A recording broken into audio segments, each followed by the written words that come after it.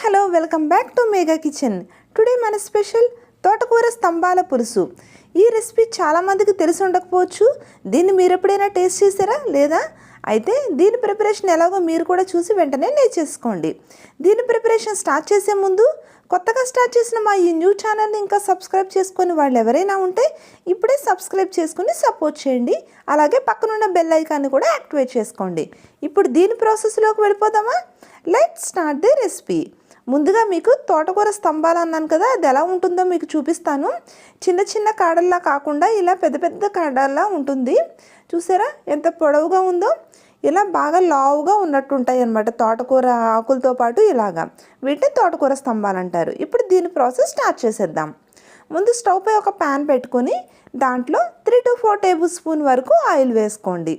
ఈ ఆయిల్ని ఒకసారి ప్యాన్ అంతా ఇలా స్ప్రెడ్ చేసేసుకోండి. ఆయిల్ వేసుకున్న తర్వాత ఇలా స్ప్రెడ్ చేసుకుని ఈ ఆయిల్ అంతా వేడెక్కనివ్వండి. ఇది ఇలా కొంచెం వేడెక్కిన తర్వాత దీనిలో 1 కప్పు వరకు ఉల్లిపాయ ముక్కల్ని వేసుకోండి. ఈ ఉల్లిపాయ ముక్కలు ఇలా కొంచెం పెద్దవిగా కట్ చేసుకున్న వేసుకుంటే ఈ పులుసు కర్రీ కదా, దీనికి ఇలా ఉంటేనే బాగుంటాయి.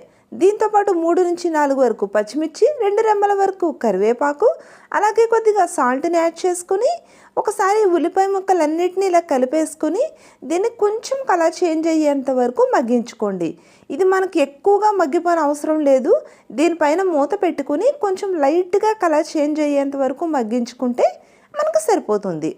ఇప్పుడు చూసారా లైట్గా కలర్ చేంజ్ అయింది కదా.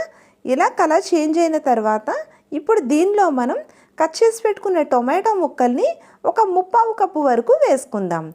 ఈ టొమాటో ముక్కలు కూడా వేసేసుకున్న తర్వాత ఇప్పుడు మీకు చూపించాను కదా తోటకూర స్తంభాలు, వాటిని ఇలా చిన్న చిన్న పీసెస్గా కట్ చేసుకుని దాన్ని ఒక 1 కప్పు వరకు ఇందులో వేసుకోవాలి.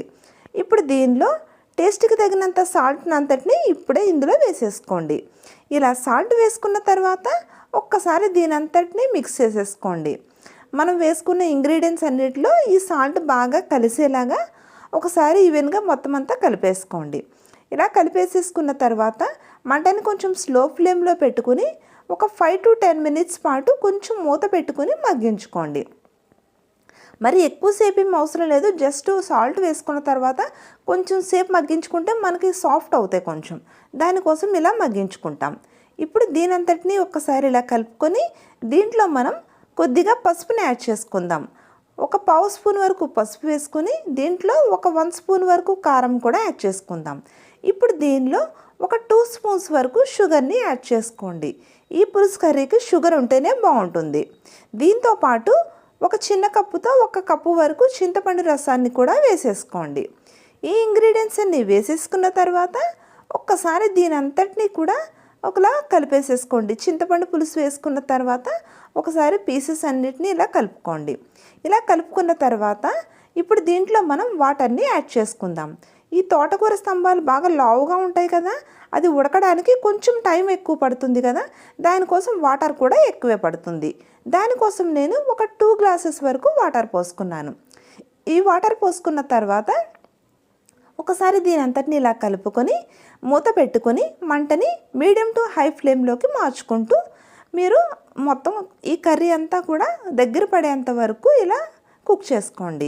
మనకి నార్మల్ కర్రీస్ అంత బాగా దగ్గర పడిపోయిన అవసరం లేదు గ్రేవీ లాగా. ఇది పులుసు కర్రీ కదా, దానికోసం కొంచెం ఇలా వాటర్ లిక్విడ్లా ఉంటేనే బాగుంటుంది. మనకి తోటకూర కాడలు వేసుకున్నాం కదా, అది ఉడికిందో లేదో ఒకసారి చెక్ చేసుకుందాం. చాలా వేడిగా ఉంది కదా, ఉడుకుతూ ఉంది. ఈ తోటకూర ఇలా నొక్కుతుంటే కొంచెం చూసారా నొక్కుంటుంది, మెత్తబడిపోయింది కదా. ఇలా ఉడికితే మనకి సరిపోతుంది.